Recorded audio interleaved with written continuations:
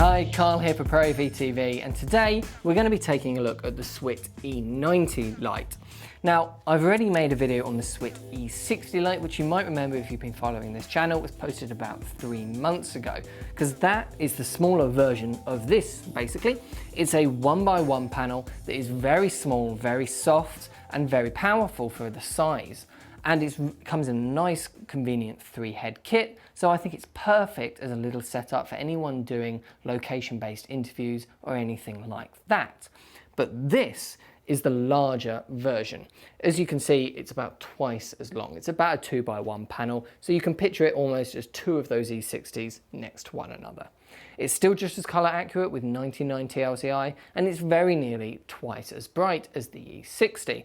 And to be honest, it's probably about average for a light of this size that's soft, because of course you've got to remember, the softer the light gets, the less bright it is. And so this is a really nice balance between being very soft and bright enough that you can use it for pretty much any situation out there. The big thing about these lights is that they're portable. You can see as I turn it sideways just how thin this light is. And yet, as I turn it this way, it is massive. It's so much larger than the face that it might be lighting. And that is one of the biggest things that dictates just how soft a light can get. The best way to make a light soft is to get a huge sheet of diffusion and chuck either lots of panels at it or one very bright source of light from quite a distance away. You'll see that done on big Hollywood sets or anything in a big studio where a lot of time and money is going into making that production, and that will give you just this huge, soft, almost wall of light to hit your subject.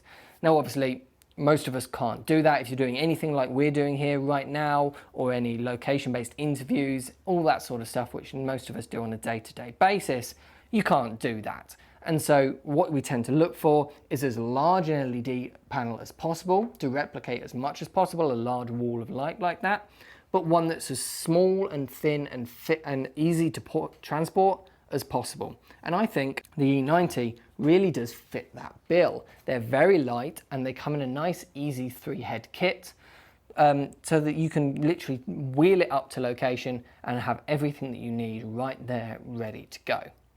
So they come in 2 models. There's this one, the normal model, and then there's a DMX version. They can just be run off one V-lock battery on the back here, or mains power input, of course. And the DMX version is really useful if you're going to be doing studios or something like that, but it might actually be something you want to look for as a solo shooter as well, because SWIT make this really nice handheld DMX kit that lets you control several lights at once wirelessly from a controller that you can just have sitting with you behind the camera.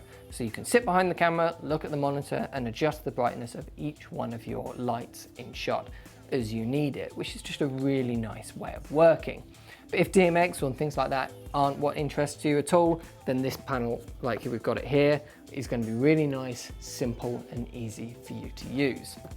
So, what do you guys think of the E90? Can you see this fitting into your workflows? Let me know in the comment section down below. Thanks for watching. The links to buy this is of course down in the description down below. Thanks for watching, and I'll see you in the next one.